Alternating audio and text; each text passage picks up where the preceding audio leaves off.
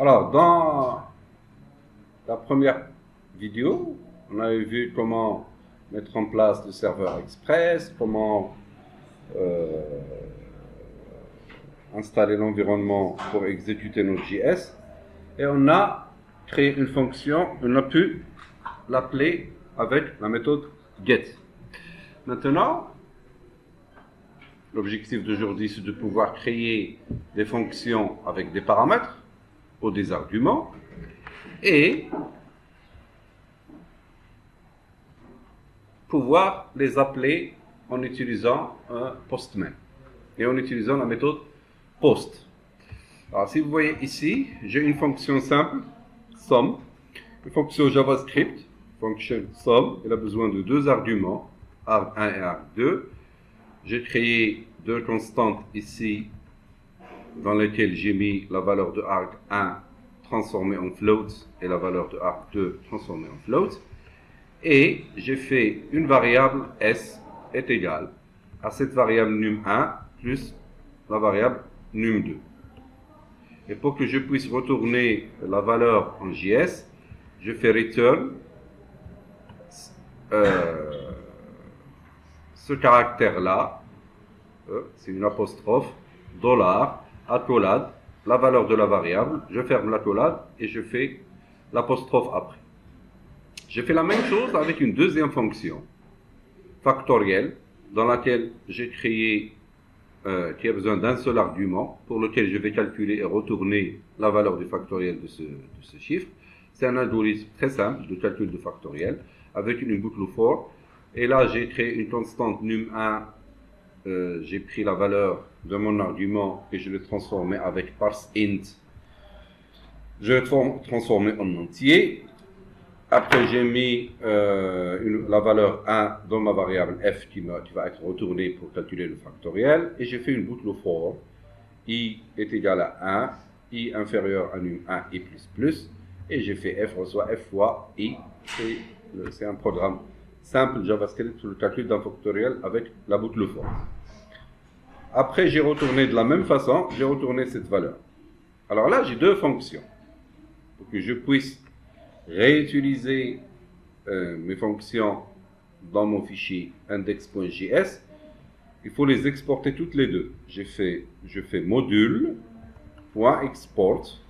Là, on est en train d'utiliser du Node.js à l'aide de Express. .export et je fais le nom de la première fonction sans argument, rien. Le nom de la deuxième fonction. Ça me permettra de retrouver mes deux fonctions dans le fichier qui va appeler ces fonctions-là. Ça, c'est mon fichier JS, test.js. J'ai un fichier, alors si vous voulez voir l'architecture de comment j'ai fait pour le fichier JS, l'index.js et le fichier test.js, il faut aller voir la première vidéo, Node.js, et revenir sur cette vidéo-là. Alors, si je vois mon fichier d'appel de ces fonctions-là, qu'est-ce qui a changé par rapport à ce qui a été dans la première vidéo? Alors, on a le require de Express pour le serveur Express. On a cette syntaxe qui est restée la même, app est égal à Express. On a la définition du port qui est process.env.port1 et j'ai défini le port 50. Et le chemin qui va, quand je vais l'appeler avec localhost, il va pointer sur test.js qui est ce fichier-là. Ce qui est nouveau pour l'appel de fonction, c'est le body parser .require de body-6 parser entre guillemets. D'accord? J'ai besoin de cette instruction-là, d'ailleurs que j'ai cherché et copié-collé. Et puis j'ai utilisé une fonction URL encode qui sert à analyser les données du formulaire HTTP envoyé avec une méthode, avec une requête POST.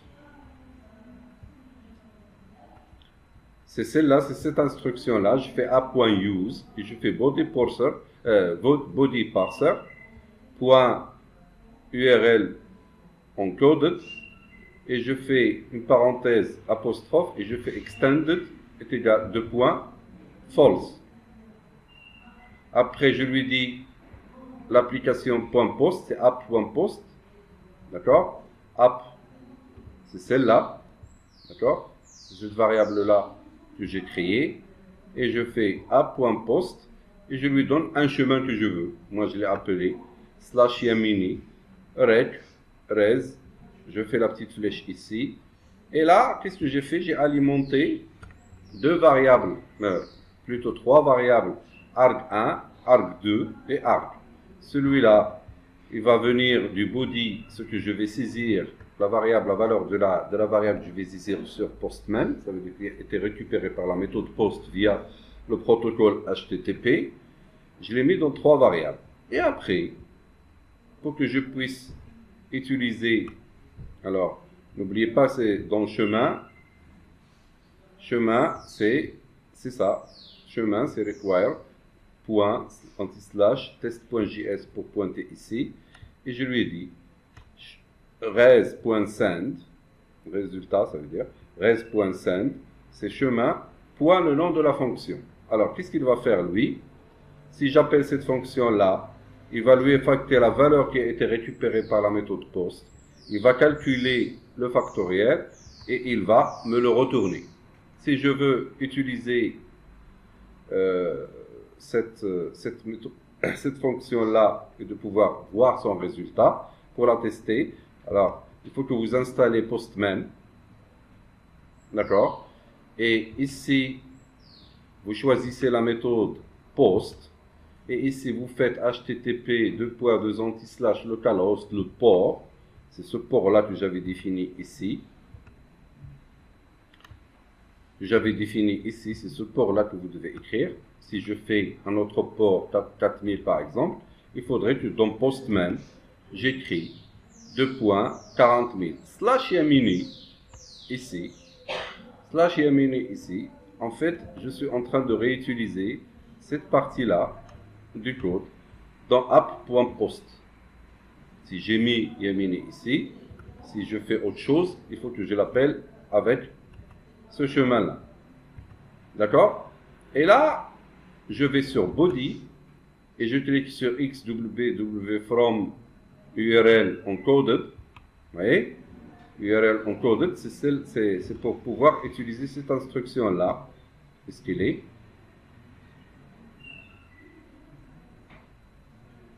Pour pouvoir utiliser cette instruction-là. Vous voyez? Et là, j'ai rempli, par exemple, je vais décocher ça. J'ai écrit arg et j'ai fait la valeur 4. Et là, il va me calculer le factoriel ici et me le sortir. Pour tester ma fonction, je fais un send et il va me calculer le factoriel de la valeur 4. Alors, je vais décocher celle-là, je coche l'argument 1 et l'argument 2, et cette fois, je vais revenir sur le code là, d'accord? Et je vais appeler la fonction res.send de chemin.somme, et cette fois, je vais lui demander de m'afficher la somme des deux arguments que je viens de lui donner dans Postman. Alors, je vais enregistrer, j'enregistre aussi CTRL S pour enregistrer, je reviens, et je vais aller sur Postman, je garde le même chemin, puisque dans le même chemin, il y a les deux fonctions. Mais cette fois, je vais appeler la fonction de la somme. Regardez, qu'il va me recalculer la somme de 5 plus 3, d'accord, et me l'afficher ici en tant que résultat. Alors, j'ai créé deux fonctions, et j'arrive à accéder à chacune de ces fonctions comme je veux. Alors, je vous laisse le code. Ce qui était nouveau ici, c'est cette partie-là, par rapport à la première vidéo, c'est cette partie-là, ce code-là, et puis, ça c'est du commentaire, je vais le diminuer pour que vous puissiez voir le code, si vous voulez le copier, voilà, et là je fais app.use de body parser.underline, alors je vais faire monter un petit peu, voilà. Vous prenez ce code-là pour appeler la fonction que vous voulez. Alors, je vais diminuer ça. Voilà, et vous avez le code pour pouvoir appeler chacune de ces fonctions. Vous pouvez arrêter la vidéo jusqu'à ce que vous preniez ce code-là. D'un autre côté, si je vais sur test, si vous voulez créer les deux fonctions, voilà, j'ai créé une première fonction et une deuxième fonction. La première fonction, c'est une somme avec un return comme ça. Et la deuxième, c'est une fonction factorielle avec un return comme ça. Et lorsque j'appelle, je fais module.export et je fais appel aux deux fonctions qui existent. Après, pour choisir laquelle des fonctions je veux appliquer, c'est grâce à cette instruction-là.